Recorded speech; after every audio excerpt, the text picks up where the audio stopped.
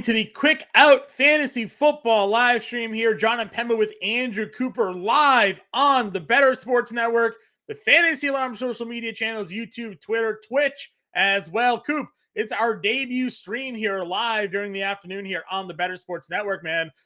Fun times to come this year. Getting ready for the fantasy football season, the NFL draft quickly approaching us as well. And we're talking some Dynasty fantasy football running backs today, man.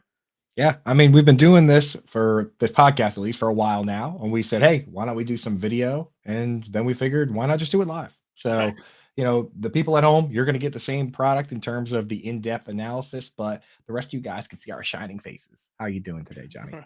Yeah, no, it's going to be a good time again. Got to go check out some of those old shows that we've done. You can find them on the Fantasy Alarm YouTube channel. We've broken down the Dynasty Fantasy Football tight end position. Last week, we did the Dynasty Fantasy Football wide receivers. Today, we are talking everybody's favorite Dynasty Fantasy Football running backs here, Coop.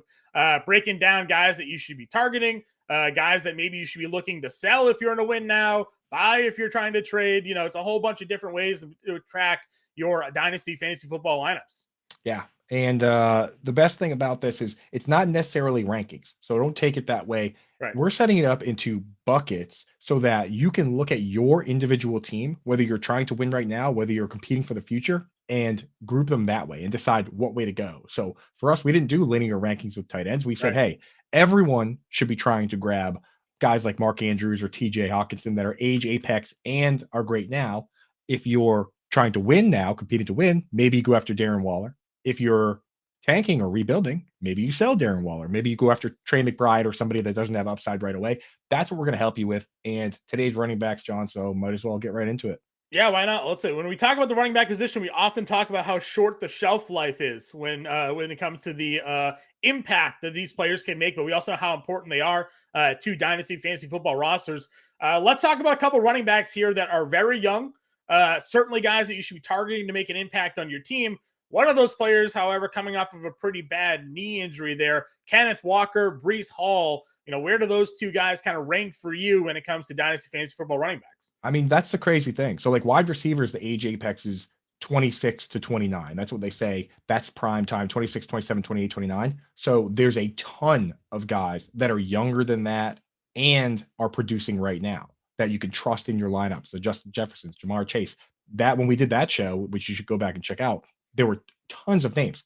Right now, for guys that are under the age apex for running back, which of course is younger, it's 24 to 26. That's where we get the most upside seasons. Kevin Tompkins wrote an article on it last year that had a nice little chart and everything in there. You should go check that out. But that's when you get the prime seasons. There's not really right now very many guys that are younger than 24, and also guys I'm willing to start in my lineup right now. Like you kind of alluded to, Kenneth Walker is a guy who's pretty much locked in, and I honestly don't even care if they bring on a Kareem Hunt as a pass catching back.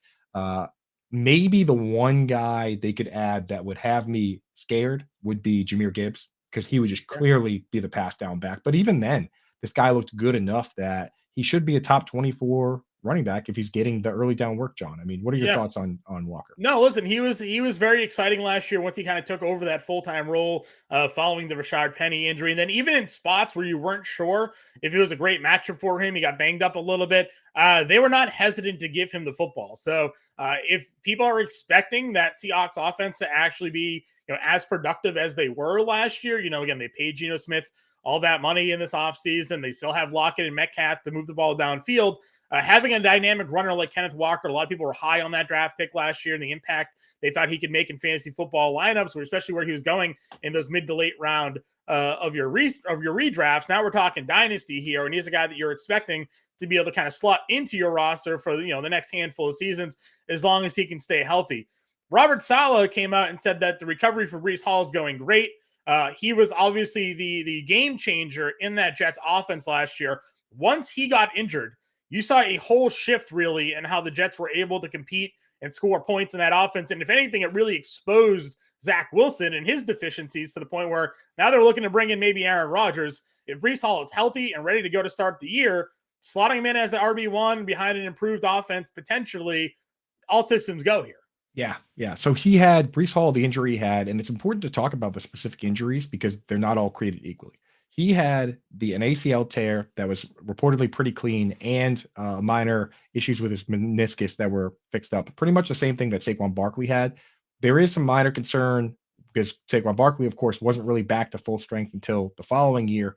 But I saw Brees Hall videos of him on a treadmill back in January. So if he's already running, if the coach is saying that he's already ahead of schedule, maybe early in the season they take it a little slow with him, but he might be ready to go. So honestly, if I have him in Dynasty, I'm planning on starting him in my flex at least when he's ready to rock and roll. With this group, we kind of have to talk about the opposite, how it can look when it's not as clean as that. Javonte Williams, Right. he's another guy, one of the few guys that is a younger guy. He's 23 years old, so under that age apex. We believe in the upside, but he actually got hurt before Brees Hall, and it's been pretty mysterious to the point where at the combine, we heard Sean Payton say a lot of good things about Samaje Perine. We'll talk about him later, but why they brought him in, and he specifically said based on what we know about the injury that we're dealing with.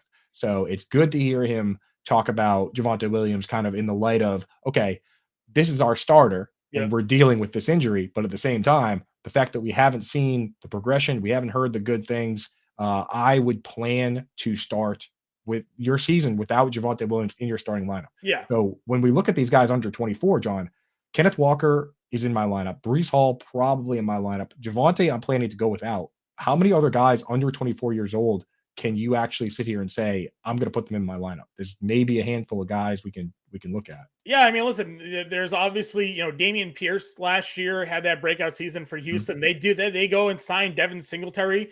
I know it was a short-term deal there, but at least for this season, is Singletary a back that you're worried about when it comes to the production of Damian Pierce? I mean, they didn't have really any contenders for carries for him last year, but Singletary is a legitimate NFL running back that could certainly find himself at least getting some level of share with Pierce in that Houston Texan offense. I mean, I just wrote an article about it. You go over to fantasyalarm.com, type Andrew Cooper. It's I think we're going to post it today if we didn't post it yesterday. So that's up and ready to rock and roll. And Devin Singletary is a guy I'm actually trying to target.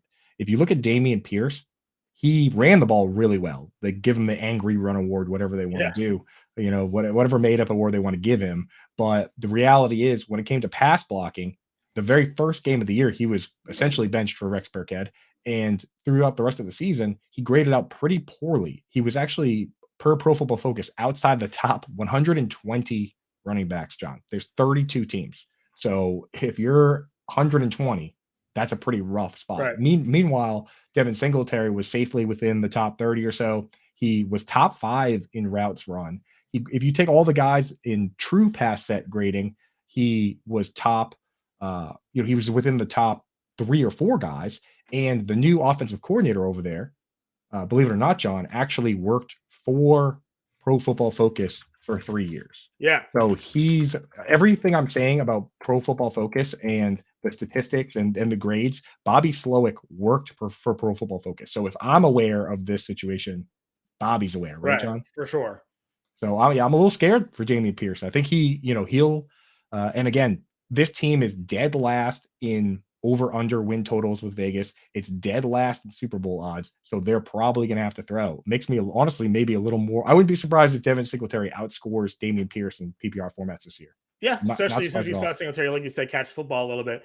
Yeah. Dynasty fantasy players last year maybe thought they had a diamond in the rough with Tyler Algier. He rushes for 1,000 yards as a rookie. But listen, Coop, if you go over look at on DraftKings Sportsbook right now, some of those NFL draft special bets that you can make. Right now, the Atlanta Falcons are the odds favorite to draft Bijan Robinson at plus 500. Does that scare you a little bit on Tyler Algier here? If Vegas isn't generally wrong on these things, right? And if all of a sudden you see the Atlanta Falcons sitting at plus 500, Dallas Cowboys are plus 550, the Chargers are plus 600. You just see the Atlanta Falcons trade for Jeff Okudah yesterday. So they're, fixing up their defense and free agents in the offseason. We know Arthur Smith runs the football. There wasn't a huge draft capital investment in Tyler Algier. He came on strong at the end of the year, but, Bijan Robinson sitting there as the draft favorite for the Atlanta Falcons right now in DraftKings Sportsbook has to have you worried. Yeah, it definitely has me terrified. And we talked to Dio Ledbetter earlier this year. We know a little bit about that side, John. I know you have your ear to the streets. You have your little birdies that you can't tell everybody about, but you've been hearing maybe some rumblings that Bijan is an interest there. And now that he's the odds-on favorite, it's pretty scary. That Bijan hammer is going to come down somewhere, and Yeah. pretty much, and everything we know about the guy means he's going to be an every down back. He's going to go in the first round probably. The Dolphins don't have a first round pick, but like teams like that, he would immediately vaporize everyone there. Tyler Algier, like he would immediately be the backup because he's Right. not better in any of the phases. That's the problem. He was If you sharing time with Huntley for a little bit last year, even right, even with everything that was going on. So he never fully had the job until the final handful of weeks. It seemed like, and then he just went wild. But the fact that now we're looking at Vegas odds here. This isn't just us, speculating. Vegas odds have Bijan Robinson going to the Atlanta right. Falcons in terms of current best betting odds at plus 500. So could that change? Certainly, a team could trade up. Maybe the Falcons do go and address that defense in a different direction because they like Algier, but Vegas at least sitting right now, sitting there at plus Yeah. 500. And we have to think about it in terms of this is honestly, it's the easiest cheat code in the book. Go pull up the depth chart for a team, right? And if they don't have five backs that are ready to go for this year and potentially for the future, then they don't have enough running backs. There Right. are teams sitting there with three, right? And when I look at this depth chart, you've got Caleb Huntley, who's a late round pick. He's probably not a huge factor. Cordell Patterson is 31. Right. Avery Williams, honestly, he's listed with the running backs, but he was a cornerback that they had returning kicks and just kind of said, well, you're never going to play cornerback, so now you're a running back. But is that really a running back, John? You know what I mean? On Right. depth chart wise, it's like the Patriots saying Matthew Slater's a wide receiver. Is he really? When you're talking about how many wide receivers Right. they're going to carry into I the think he season, had one target, right, or something like that's what that. I mean. Yeah, like is it he's a wide receiver, but like if I'm counting wide receivers to see who they're going to cut and who they're not, I don't count that guy, and I don't really count Avery Williams to be honest with you. So I think it's a very real possibility. As far as guys under 24 that I could even consider starting, there's probably two more names. There's Isaiah Pacheco, 23 years old, led the Chiefs with 170 carries this past year. And then there's Cam Akers, who he does turn 24 this offseason. But I mean, there's as far as guys that you can actually start that are under 24 years old, it's crazy how few of them there are. I think Mhm. that's what happens when you have a draft like 2017, where we saw it was Leonard Fournette, Christian McCaffrey, Joe Mixon, Alvin Kamara, Aaron Jones. Like everybody gets drafted in the same class and they all age out at the same Yep. time. Most of the starting guys are older right now. So could be a new wave coming in with this draft. But right now, there's not a lot of youth you can rely on. Would you start Isaiah Pacheco, or say week one? Would you be comfortable with Isaiah Pacheco or Cam Akers in any lineup? Really? Yeah, I mean, I think both look great at the end of the year. If Matthew Stafford's back healthy, we know that Akers at least the lead running back in that offense. They're going to probably lean on the running tack a little bit more. So I don't mind Akers there. Pacheco's obviously the wild card. He was obviously a very late round draft pick, and then we saw Jerick McKinnon get leaned on heavily down the stretch there for the Chiefs. As we know with the Chiefs, they kind of a little bit frustrating because anybody could be their guy, right? We go into Right. the season, Pacheco, and then for the first half of the season, it wasn't Pacheco. CEH got hurt, fell out of the rotation. Then all of a sudden it was McKinnon and Pacheco again. So, you can have him on your roster. I don't know if I'm relying him as a plug and play right now, unless we get definitive, like, this is our guy. There's nobody else, Right. because that could change at any moment with Patrick Mahomes as your quarterback. Right. With Cam Akers, like whoever the starting running back is for the Chiefs, if they commit to him, I'm in. That's just the way it goes in this league, especially if he's a guy that can that runs as hard as he runs, because I could see him getting that goal line work. Mm-hmm. With Cam Akers, it's kind of interesting because you know going through, you don't realize how young he was when he first came out. He's a very young prospect. Obviously had the Achilles, but Yeah. he finished last year, John, like you say. This is just the rushing. 23 for 118, 19 for 123, 21 for 104, sprinkling a couple catches in there too. So, I mean, this guy finished pretty strong, man. Finished pretty strong. If they don't do anything at the running back position, you could have a guy that's at least flex worthy. So, a couple guys to keep on your radar in that age range. Besides that, we'll talk about some other younger guys we're stashing later. But there's nobody in that age group that I can realistically picture myself starting week 1. Let's discuss maybe some household names here. One Yeah. name popping up today due to the news that Saquon Barkley not going to sign his franchise tender here. If you're a dynasty fantasy manager of Saquon Barkley and now the uncertainty surrounding his contract, are you looking to sell? Are you looking to hold? If you're a win now and you don't know if he's going to play, if he's going to hold out, what are your take now on Saquon? I'm holding, man. Everything that Saquon says and has said this entire time tells me he cares about his legacy. I know this is about money, which is part of the game, but he to me is a guy that's going to play for as long as possible. From the start, he's been talking about how much legacy means to him, and I know he wants to be a giant long time if they can work it out. But wherever he goes, wherever he plays, unless he goes full Le'Veon Bell this year, which I pray he doesn't, Right. then he's going to play and he's going to be great. I think that it doesn't really matter where he is. He's just a stud. So that's kind of this group. He's towards the end of this group. So this whole group we're looking at here is age apex players, 24 to 26 years old. Saquon is 26. He won't turn 26 until next December. He won't turn 27 until next December. So he gets pretty much the full season at age 26. So I still consider him within that group. I'm ready to rock and roll. But if he's gone, I mean, if they truly don't think he's the guy, then you go, well, you want to have Matt Breida stashed, and it'll be interesting to see what they do in the draft. Well, that's right. That's another team, right? If they don't think they can come to terms with Saquon or the money or whatever like that, then they could be a team looking in the draft to sort of replace him. For sure. Another guy that's 26 years old, but not the wear and tear that some of these other running backs has. That's Tony Pollard. They let go of Ezekiel Elliott in Dallas. They gave Pollard the franchise tag here.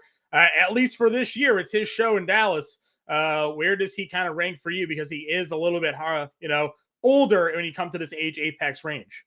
Yeah, I mean, I'm fully on board with Tony Pollard this year. I hadn't been before just because Zeke was still able to get the 1 yard when he needed it. He was a goal line guy. Last year he scored a touchdown like 10 straight games. It was something ridiculous like that. But now that he's gone, I mean, Pollard's looked explosive. I imagine he's bulking up a little bit to take on that full role. If they add somebody else, he's still a guy that you can almost certainly start just because he's familiar. He's going to have a bigger role no matter what, and he was startable last year. So of all these years of being out on Tony Pollard, it feels nice to be in, right? Yeah, I listen, especially the fact that he catches the football too. So he's kind of a 3-down explosive back. It'll be interesting to see where he goes in redraft this year. How high up people are willing to attack him there, Coop. I've been looking. So all we really have for some best ball draft action. Yeah, some best ball draft action. I've usually used Underdog myself. If you want to check it out, get in there, get some early ADP action, and put some money down and potentially win. Use promo code ALARM. They'll match up to $100 in bonus credits. 100% of whatever you match. You put $20, they'll give you 20. You put 100, they'll give you 100. So I just do a few of those this time of year. And honestly, for me, it's more not even about winning. Obviously, it's fun to win, but just getting a chance to go in there and draft a bit and figure out where these guys are going is it's worth it. And Tony Pollard is going RB11, John. There you go. How are you feeling about that? That's RB1 territory, man. Yeah, I would take him. I would take him there, just knowing the involvement, knowing that offense. Last year's can't miss running back burned everybody. Jonathan Taylor goes down, gets hurt. As we always say, we're not injury forecasters here. Anybody who says otherwise doesn't really know what they're talking about. Jonathan Taylor goes down. Healthy now, going to go back into the season. Maybe Gardner Minshew is a starting quarterback in Indy this year. Where does he now rank for you? Obviously, we're talking dynasty, so long-term prospects for Jonathan Taylor. At least this wasn't sort of devastating injury that he suffered here. Right, and he's still 24, and he's a young 24. So he just turned 24 in the winter. So, yeah, I'm fully on board. I was surprised. I was looking it up. I was like, I wonder if Quentin Nelson's getting kind of old. No, he's 27 years old as well, which is, I mean, when you look at like the all pro teams each year, a lot of these guys are like 30, 32, 33, 34. Andrew Whitworth was making the all pro team at 38 years old. So Lyman, they're a little more dependable for a little longer. The age apex is like we talked about, very different for all these different players. So as long as you have Jonathan Taylor running behind Quentin Nelson, there's not much more in this world that I need. So for me, in terms of redraft, like Christian McCaffrey is one. And then in half PPR, Jonathan Taylor is in that discussion. And you have to talk about Austin Eckler. Depending where Bijan Robinson lands, he's going to be in that conversation. But Yep. I mean, he's still the guy. He's still arguably the best dynasty asset, arguably Yep. number one. I mean, unless there's a lot of people putting Bijan at one right now, John. Are you in that? Like, are you considering that? I mean, it's hard to So kind of, good, dude. give a rookie without knowing where his landing spot is, that kind of ranking, but we know what kind of running back, at least from a skill set, that he should be. But we've seen plenty of running backs that look like world beaters at the college level come into the NFL and maybe not just adjust per se to exactly where they think he can fit on that lot in that roster. Yeah. So I'm with you, man. I made that mistake with Saquon where I was like, oh, well, I need to see it. And it turned out that no, I didn't. Like, I should have been drafting him in the first round of my redraft leagues, Right. So with Bijan, everything about it tells me that this guy is pretty can't miss. So I'm willing to put him right up in that Okay. group. For the age Apex guys, like the way I rank these guys, and I know, again, we're putting guys into groups rather than ranking them. Yeah. But like Jonathan Taylor's number one guy. This is guys age 24 to 26. I have Saquon Barkley probably next. After that, it gets a little more spread out, but I have a hard time not being very interested in Josh Jacobs after what we saw last year. He's 25 years old. They gave him the full role. Yeah. Would you have him next out of this group, or is there anyone else in that discussion that you would be like, okay, Yeah, listen, it's hard not to look again at the offense the Raiders are trying to run, right. and see what direction they're looking to go. They have Jimmy Garoppolo as their quarterback, which is not a guy that's looking to spread wide and throw downfield. It's another kind of game managing quarterback. I actually felt Derek Carr was more suited to throw the ball downfield than Jimmy G is. So Right. you would think they'd be looking to line up and sign and run the ball with Jacobs. I think it's funny that they didn't pick up his option and then they had to pay him more this year on the 1 year. So that was kind of funny to me. They kind of had to have him prove it to himself. He proved it. Had a big year. I don't mind Jacobs again. I loved him where he was going last year. I was taking him because he kept falling in drafts, but difficult now to kind of see him moving up. So I don't mind him for dynasty leagues, but his long-term future probably isn't with Las Vegas. So it's where does he go next? Where does he fit in that offense? What offense, and how do they utilize him?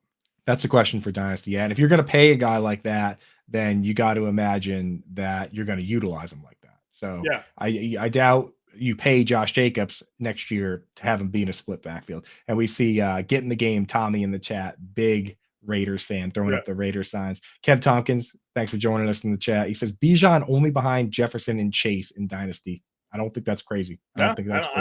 I don't think it's overly crazy there either. So you guys listening out there that listen to the podcast form, we're now doing these live on Wednesdays at 1:00 Eastern time. So come join us in the chat if you have questions or whatever. We're still going to run through and give you the full info that we usually do, but we'll pepper in some questions at the end. We'll answer any questions too. So come 100%. Join us, hang out. It's going to be a good time, John. Cool. Let me rattle off a few more names here and let me get your take here. Ramondre Stevenson seemingly took over the running back situation. Damian Harris no longer in New England.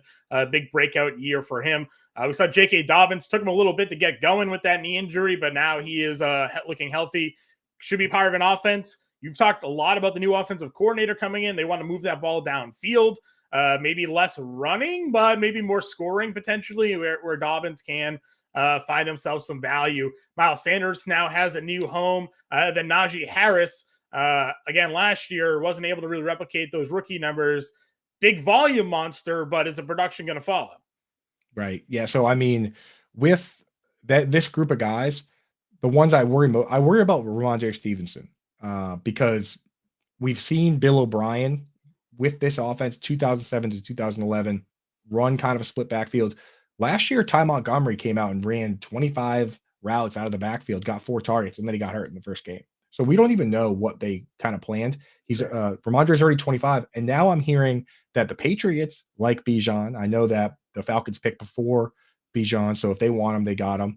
They've also had 2 meetings with Kendre Miller, and Jahmyr Gibbs has been floated around. And as we know, Jahmyr Gibbs played with Bill O'Brien at Alabama. And not to mention, wouldn't it be the most Belichick thing ever to have Bill O'Brien there and they pass on Jahmyr Gibbs and later maybe sneak Roschon Johnson onto the team because they know they had a guy that was intimate with what he does. Like there's a lot of ways that the Patriots could go back to their split backfield that scares me. Whereas I look at like Travis Etienne, I think he's pretty safe here. He Yeah. just needs to work on his pass blocking, but I put him closer to Josh Jacobs in I that would love group. to see him utilizing the passing game more. They told us Yeah, he was supposed to be this pass catching running back last year to the point where they're lining up as slot, I and know. then they almost never threw him the football. Isn't that the biggest? That's the biggest myth and lie in all of fantasy football. Like Kareem Hunt's going to play slot, Yeah, Tony Pollard's going to play slot, and then the reality is that running backs aren't usually better than wide receivers at right, playing slot. Like if you're Christian McCaffrey, then yes, you would be a great slot wide receiver. But if you're Christian McCaffrey, you're going to be the running back. right. So that's the biggest fallacy. But Travis Etienne, I think it's just a matter of he struggled with the pass protection scheme, and he's going to figure it out. He's going to be fine. So I'm not worried about Etienne. I like him a lot. I'd put him up with Jacobs. I'd put him up with Tony Pollard and those guys. And I also personally, John, and I know you know this, so I'm not going to go too deep into it. I really like Miles Sanders. I always Yeah. have. He's a 5 yard per carry You and I player. both never Yeah, made any we've sense. and we were right last year. I mean, he was really good last year. He Yeah, scored like 11 touchdowns, despite his quarterback being second in the entire league in carries inside the 5 yard line. Only Jamal Williams had more carries inside the 5 yard line than Jalen Hurts. He had 20, and he scored 9 touchdowns inside the 5, 11 inside the 10. Just imagine if the running back got some of those, John. right. I mean, easy RB1. And not to mention, the mobile quarterbacks don't throw it to the running back often. So the Eagles had the lowest RB target percentage, and that includes Kenneth Gainwell of any team in the league. Jalen Yeah, Hurts is just going to keep it himself because he's Jalen Hurts, right? So he's right. not going to dump it down. They paid him a lot of money, highest paid free agent to go to the Panthers. I think this is a great move for Miles Sanders. I will trade yards per carry and rushing yards in general all day long for more targets and potentially more touchdowns. I mean, Austin Eckler, Alvin Kamara, between them, they've never had 1,000 yard rushing season. I Yeah, do not care. Give me the targets. So yeah. Miles Sanders, I'm fully in on. Plus, So those guys scored a lot of touchdowns too to kind of help. The one knock on Sanders during his time with Philly was that they didn't think he could catch the football. Right, that was one of the reasons they weren't really throwing it to him as much. But definitely now in a situation in Carolina where they're going to be looking to just, we saw them how they ran last year with Donta Foreman. The fact that like Adam Thielen and DJ Chark are their 1 and 2 wide receivers, it feels like a run heavy spot. Certainly for Sanders there. Any other thoughts on that grouping, or is it more so of a conversation of what do we do now with the Detroit Lions running back situation? So before we get, I mean that is the next question with this group. So just to recap, this is age apex 24 to 26 years old. We're going to get to I see a couple guys in the chat mention guys like Dalvin Cook. We're definitely going to hit on those guys, but they're a little bit older group. These guys are 24 to 26 guys we can and they're guys we think we can start right now. Right. So honestly, Taylor, Barkley, Etienne, Jacobs, Sanders, Harris, Tony Pollard, Ramondre Stevenson, J.K. Dobbins. I'm comfortably starting those guys.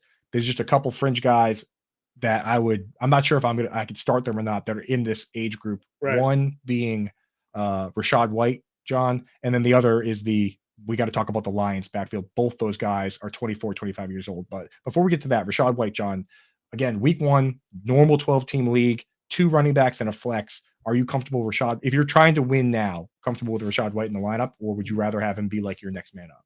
No, I don't know why you wouldn't be. I mean, there's no real competition for him. The offense is obviously going to take a step backwards without Tom Brady, but their quarterback is Baker Mayfield. You just rattled off what Cam Akers did with Baker Mayfield as his quarterback there at the end of last year for the Rams. I don't see a reason why they wouldn't set up and look to run the ball and utilize Rachaad White both in the running and the passing game there if it's Baker truly as their quarterback. So, to me, just the fact that there is no real competition for him in those carries and his role in that offense, I'm fully fine with that. Yeah, I'm with you. So I honestly, if I were going to start J.K. Dobbins, why not start Rachaad White? So I'm with you. I'll put him in that group, and then the last guys that probably might fit in here, maybe both fit in here. David Montgomery and DeAndre Swift. Feels pretty clear to me. David Montgomery is going to be the starter, given the money they paid him. He'll be the goal line back. The fact that DeAndre Swift can't stay healthy, Where again, this is where like I feel a little bit of a hypocrite, where I'm like, we don't predict injuries. We don't predict injuries, and I love the talent of DeAndre Swift, but the facts are every single season DeAndre Swift gets hurt. If he doesn't get hurt, you just hit a home run. But when he gets even the smallest of ding, the Lions just don't use them. They just make he himself is like, unless I'm 100%, like I don't ever really run that well. So a little bit of the man problem there too. It's like Will Fuller. You keep going back to the Will Fuller. Yeah, The one season he finally stayed healthy, he gets popped for steroids. So it's like, right. what are we doing with DeAndre? But to your point, they don't bring in a running back like David Montgomery without the intention probably of featuring Montgomery a little bit more. Yeah, man, that is a tough one. Like these guys, this is the very edge of that 24 to 26-year-old group where I would just, if either guy's in my RB2 spot, I'm trying to get someone else in that spot so I can move them to the flex because we don't know how it's going to break down, and we don't know if, in Swift's case, if he's going to stay healthy, or Right. Montgomery, honestly, or any running back. Truthfully, you really should load up on running backs. Well, But I think that's what we've learned. We got the zero RB guru Kev Tompkins in the chat right now. Like that guy lives on, grabbing your handcuff and then waiting for your starter to go down, and then he's golden. So yeah. So yeah, let's move on to the guys that are 27 or older. So the age apex, as Kevin Tompkins broke down for us in his article last year, is 24 to 26 for running backs. In this group, I took anybody that turns 27 before the season starts and put them in there. So I know people want to say, oh, Christian McCaffrey isn't 27. Well, he's 26.9 years old because his birthday's coming up in like a month or two. So he's 27. Let's be honest. So let this group, again, though, just because the age apex is in that group doesn't mean that we can't have RB1 seasons from guys that are older. I mean, Derrick Henry himself has proven that multiple times. Cordarrelle Patterson at 30 years old was an RB1. It's just it's a frame of reference, but it's not the end all be all. So a guy like Christian McCaffrey, John, obviously we're starting him. What are you willing to trade for him? That's the real question.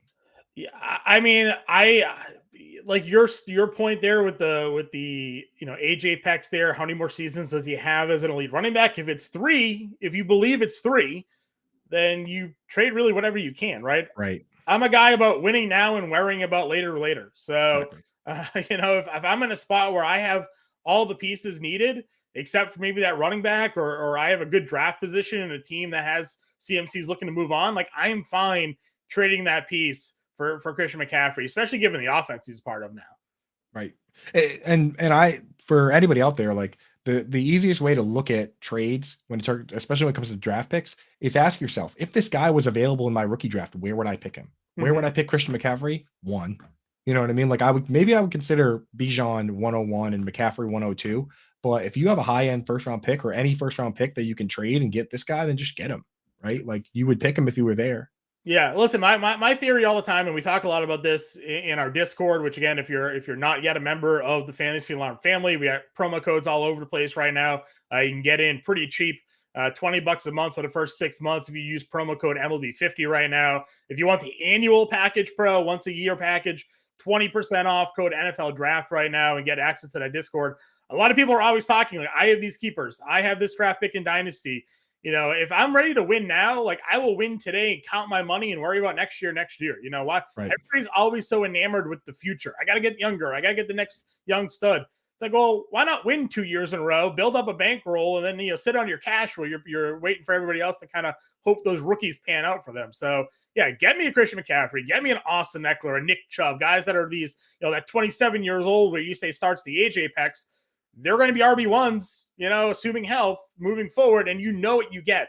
Why sell for Bijan Robinson and hope he becomes Jonathan Taylor when you could get Jonathan Taylor, right? Like that's always been my philosophy. Take the product versus the product you don't know. I always go back to Trent Richardson, right? Everybody thought Trent Richardson was going to be this absolute monster coming out of college. Couldn't read offensive line if his life depended on it, didn't know where to go. So instead of trading all your dynasty assets because Trent Richardson's there, could have traded for a running back that was actually already good and could help your fantasy team win.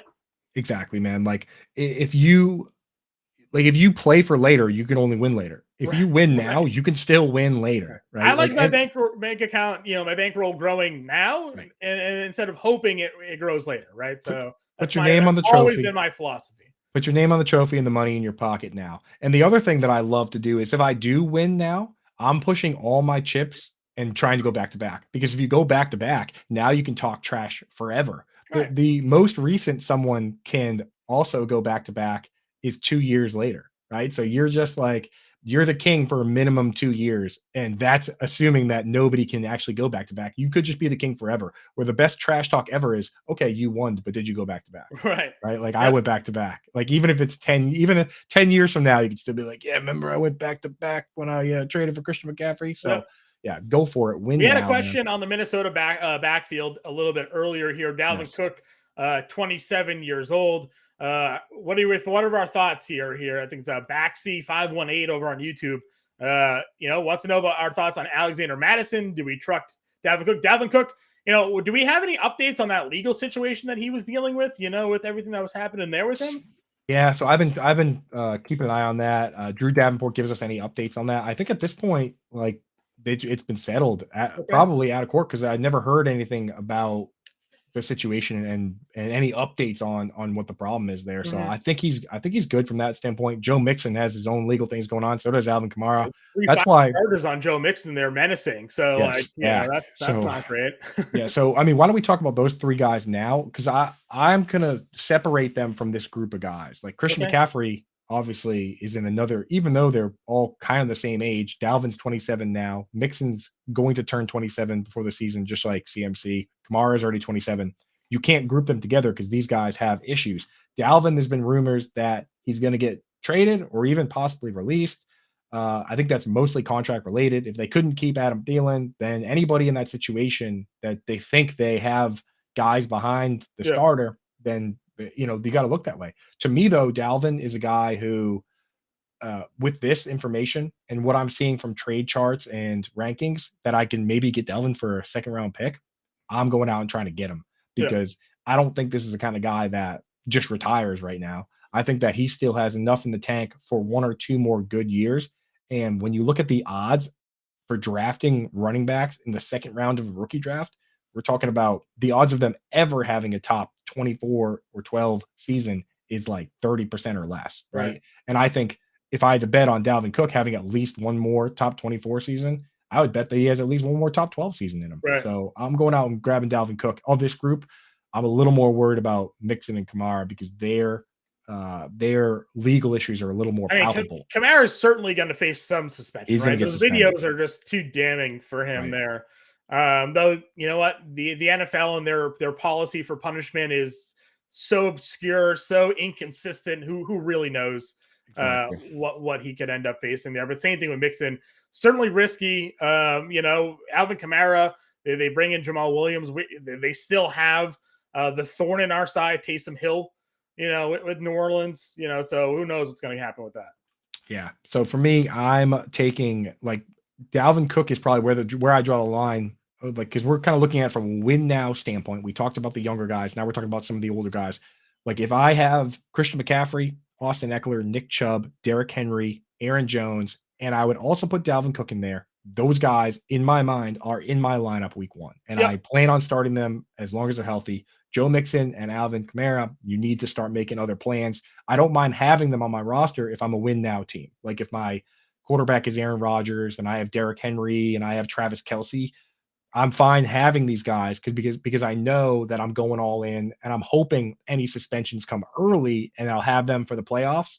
But you got to make other plans to start week 1. Now, with those names I mentioned, do you have any concern for Derrick Henry, Chubb, Eckler? These guys are all Eckler's going to be 28 when the season Yeah. starts. No, Henry, no issues for me. The same thing we talk about with the Chargers offense all the time. As long as he's on the Chargers, I have zero problem with Austin Eckler. Obviously, things change where he goes, but to your point, teams aren't going to go acquire Austin Eckler and then not utilize him to the best of his capabilities. We think the Chargers are still going to score a lot of points. He's going to be on their offense, a key part of that offense there. Love that they have a great quarterback in Justin Herbert to really stabilize that offense for me. So I'm all in on Austin Eckler. I was not afraid of Derrick Henry. You look at last year, again, we're talking Dynasty here. We play a lot of redraft, a lot of best ball. This podcast that we did last year, we asked this question: are you worried about Derrick Henry? The workload, the foot injury, and all these things. And I was like, no, he's just an animal.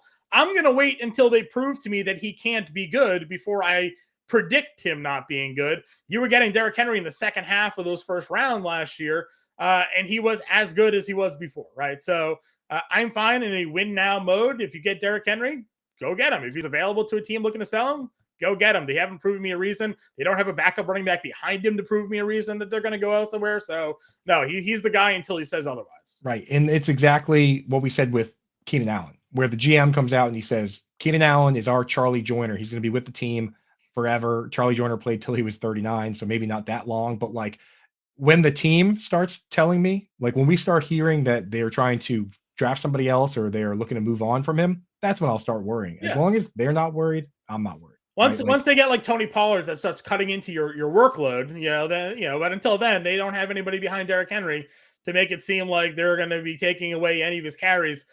349 rushing attempts last year for Mr. Derrick Henry. They did not worry about that workload for him. Yeah. So I'm in on those guys. The last guy in this group, not too much needs to be said about Aaron Jones. I think that he proved last year that it's still his job, the big part of it. Obviously, AJ Dillon took some goal line carries, but he just catches enough passes. I don't play in standard leagues that if I'm win now, I'm going into the season planning to start Aaron Jones. Yeah. Before we get to the next group of guys, Yeah.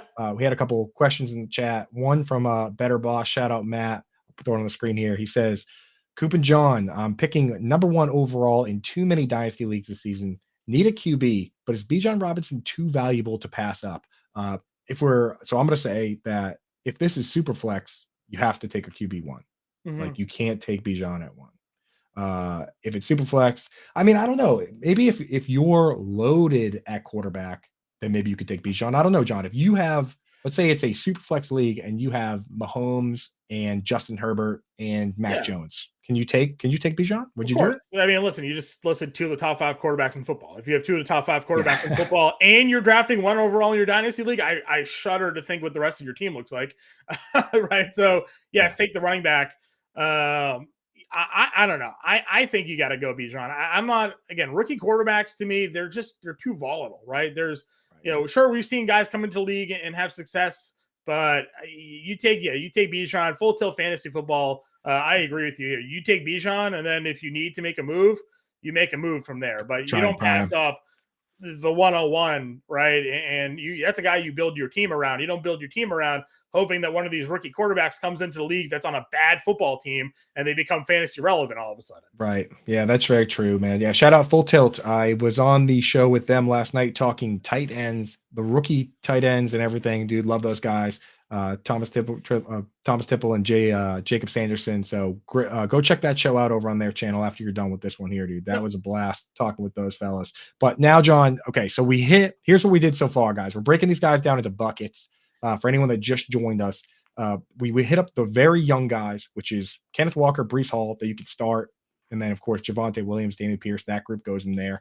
We looked at the age apex guys that are starters in your dynasty league and 24 to 26 years old. So Jonathan Taylor, Travis Etienne, that crew. We just hit the old guys. Now let's get into the age apex guys, 24 to 26 years old.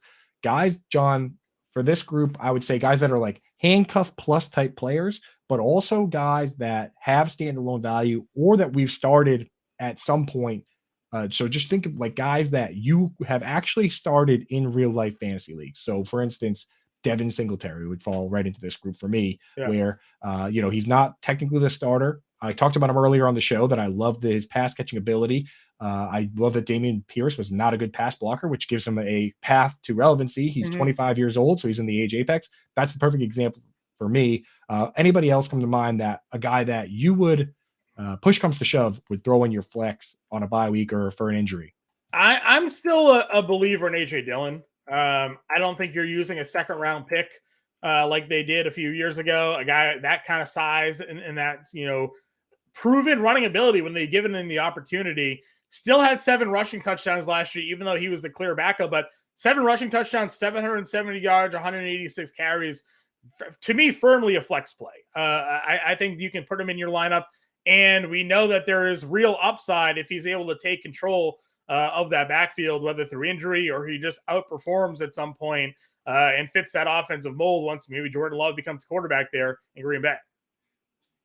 I'm for sure interested, especially, I mean, more in best ball and standard. They had so few running back carries inside the 5-yard line, but he had most of them, right? So like, I just think that offense changes once Aaron Rodgers isn't there anymore. Yeah. There's, So there's something to be said for that. There's something right. to be said for that. Yeah, So they're not. I don't think they're going to drop back and throw, and we lean on that the way their offense had in years past because Jordan Love doesn't know anything, right? I think they're going to be a little bit more conservative with their play calling. They're going to lean on the two running backs, and try to open it up that way. They don't, you're hopeful that maybe Christian Walker, steps up a little bit here, but to me, it's the running back here once they move on from Aaron Rodgers. right. And honestly, more than ever, we see it in baseball all the time, John. Obviously, is the selling at the trade deadline, but we're kind of seeing it in the NFL a little bit more than ever, where Zach Ertz getting moved mid-season on a team when the Eagles, didn't necessarily think they could compete that season. They said, "Hey, you know what? Let's move this guy for something while we can." What if this team comes out and flounders a bit with Jordan Love and they say, "Hey, we got a 20-year-old running back here and the clock is ticking," and another Mhm. team that's competing now loses their running back? I don't think that's crazy. And if something like that were to happen, now it's wheels up sooner Right. than you would think. Other guys from this list I would consider, one is James Cook. And this one to me is a shame because I like this player a lot. I like his pass catching. He carved up our Patriots, John. We're both Patriots fans, and we did not know how to stop him. He would just run like he would just run right up the middle of the field and just stop right where our Yeah. linebackers were and was eating us alive, man. But the problem is they have Damian Harris now, who is a power back, Yep. probably the goal line back, and of course the dreaded mobile QB, who Andrew Erickson's done the full write up on how they don't mathematically shown how they don't really target the running backs. We know anecdotally they don't. So that's kind of scary to me. James Cook, though, I think he's at least on the fringe of guys you would consider to start, John. Where are you at with him? If it was James Cook and Damian Harris with Kirk Cousins, I feel like I would love James Cook. But Yeah, because he plays with Josh I'm Allen, less worried about Damian Harris just because of the deal that he signed, right? They didn't go and give Damian Harris his big contract and clearly paying him to be a lead guy. So to me, it feels like Damian Harris is more so to be the backup in that offense. And I think they're looking for the more explosive player and James Cook to take over here. They still have Naeem Hines on that team too. And if you're looking for a guy that could be a third down back for them, obviously he profiles kind of given his former role. They use him more in kick returns. Obviously, he had the kick return touchdowns last year in that game. But I'm fine with Cooks because I do think the scoring potential is there. And as much as we talked, about Josh Allen and that offense throwing, we talked about how good Devin Singletary was last year for fantasy. So I think Cooks would certainly take over that role and a little bit more, in my opinion, given his second full season in this offense. yeah, I think if you had to pick between one, would you pick James Cook or Kenneth Gainwell? They're both kind of the same guy. James Cook. Yeah, I agree. I think That's where Kenneth I'm going. Gainwell faces a little more uphill battle. Let's see other ones in this. So we're talking guys 24 to 26 years old. James Cook actually he'll turn 24 before the season, but he's still I think it's right in August, so he's kind of on the younger edge here. Mhm. How about Antonio Gibson versus Brian Robinson? I mean, do you think Yeah. we'll get a fantasy starter out of that group, or is it two split? I mean, I wish it was Antonio Gibson for fantasy, right? Nothing I to take away know. from Brian Robinson.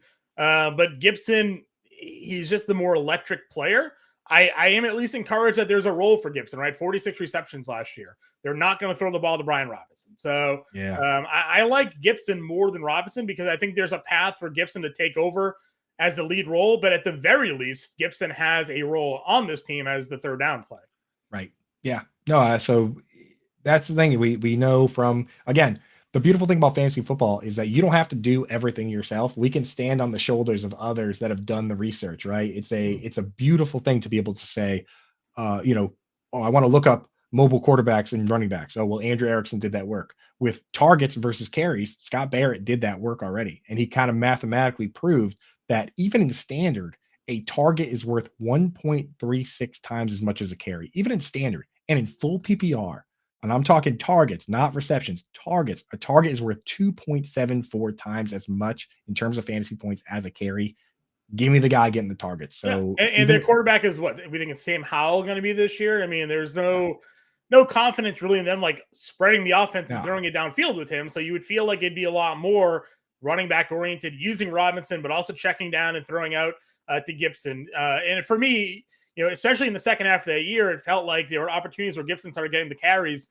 and looked more explosive. We weren't really sure why he was in the doghouse this whole time, but from the beginning of training camp, he was in the doghouse when Rivera's like, oh, maybe he'll return kicks for us. Like they brought back McKissick, signing him away from Buffalo. Like there was a lot of signs on the wall that they weren't really in on Gibson for whatever reason, but he went out there, 58 targets, 46 catches.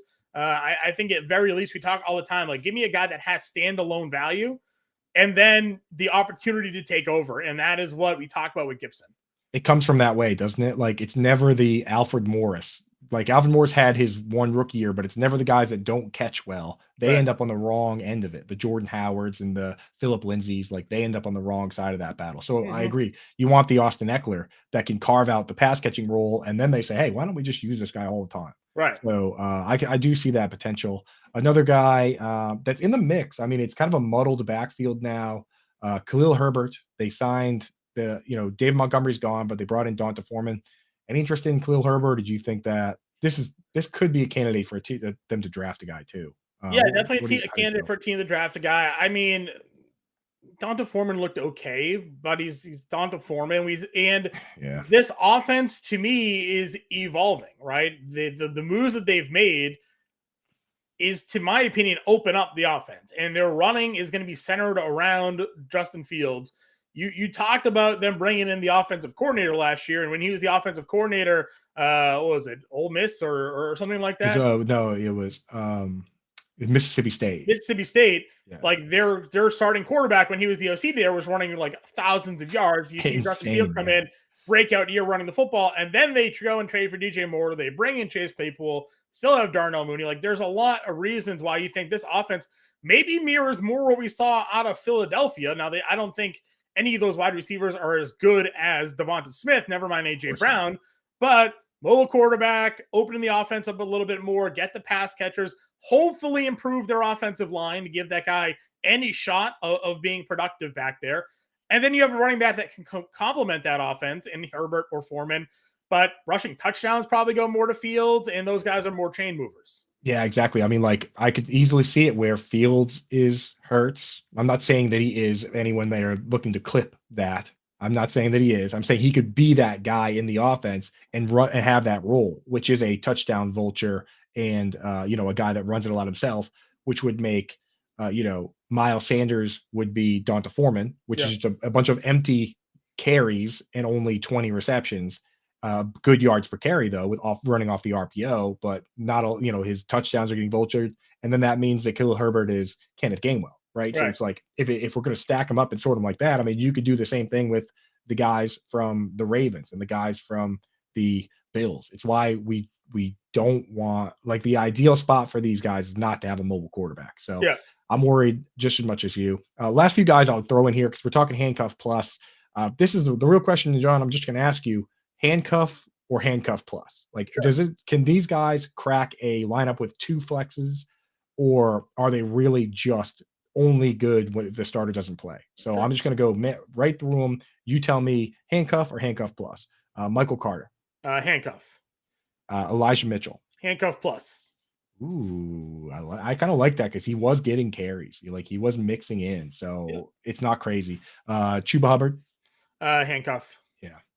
James Robinson on the New England Patriots. Nah, handcuff. Handcuff. And then, I don't even know if he makes the team. I know he signed to a couple multi-year deal, but he could be a cut candidate there. You think they're just trying to pick his brain on what Robert Saleh's doing over there in New York? Could be, or they're just going to see if they're kicking tires, seeing what's left. But I think he's handcuff. Yeah. And then Clyde Edwards-Helaire.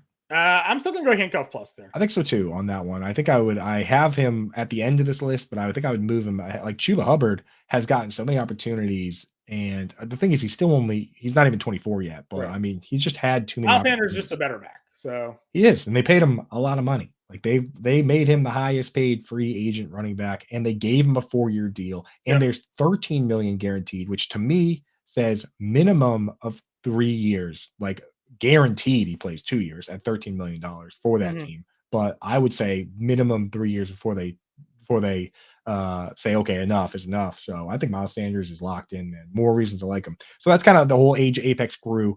Let's look at you sent a tweet out earlier today, Coop, about some running backs still available, maybe about to bust up someone's Dynasty RB2. Those names included Zeke Elliott, Leonard Fournette.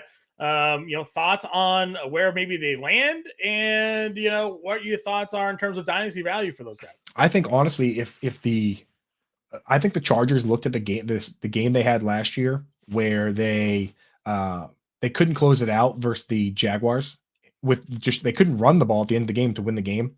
If they don't draft a guy, I could see them bringing in Fournette or Zeke to mix in with Austin Eckler. And I would Sure. hate that for fantasy, but it makes all the sense in the world for real life football. So I think one of Zeke or Fournette could end up over there. It's gonna be tough to trust these guys from these older guys. So these guys are all over 27. John, I know we're kind of running out of time here. Who are some guys from this list that you would actually put right in your lineup right now? I mean, James Conner's 28. Jamal Williams is 28 with the Alvin Kamara suspension. Rashad I mean, Penny's Jamal Williams is 27. interesting just for the red zone touches that Yeah, he could possibly have. Again, Taysom Hill being there is a little nerve I wracking, know. What but the hell? definitely could fit there. I'd love to, Kareem Hunt, I think could be interesting to wherever that he ends up landing for sure.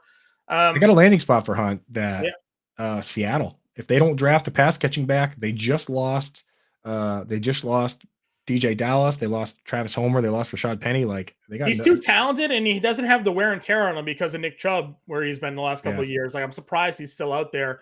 And then Gus Edwards. Like Gus Edwards is a very productive running back in an offense that utilizes the running game. Maybe this change in offensive coordinator and offensive style will update what they want to do. You don't pay Odell Beckham $18 million without looking to spread the offense, but Gus Edwards is a guy that does at least find himself generally involved in this offense.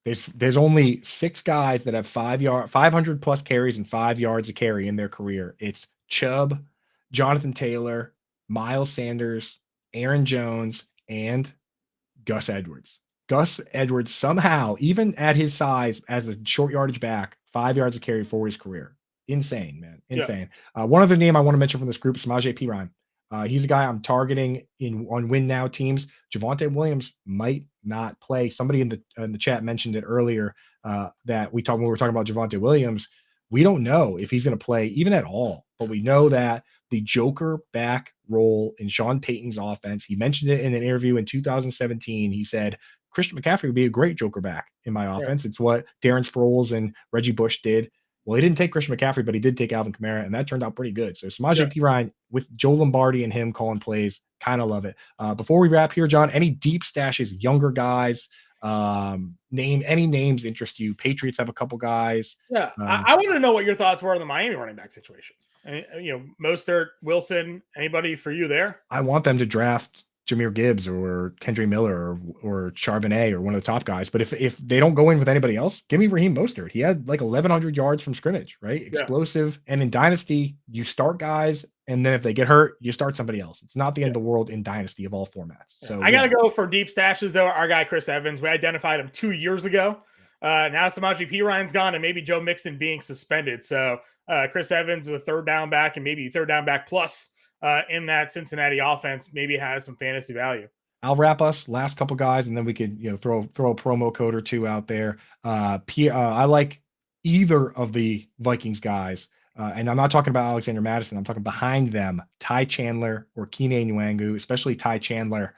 Keep those names on your radar because if Dalvin Cook is gone, one of those guys is going to play. Yep. And they might not be the starter, but they're going to mix in. Ty Chandler looked very good. They seem to really like that guy. Yep, I agree with you there. All right, everybody, thank you for tuning in to this week's Quick Out Fantasy Football Podcast, breaking down Dynasty. Running back Scoop and I will be here every Wednesday, 1 o'clock live, breaking down all of your fantasy football needs. If you're not yet part of the family, again, fantasyline.com/all-pro, promo code MLB50 gets you 50% off the first 6 months. That takes you right through the first month of the NFL season for just $19.98. No reason not to join the family today. Good luck, everybody. Have some fun. Good luck with your fantasy football drafts. We'll talk to you all later.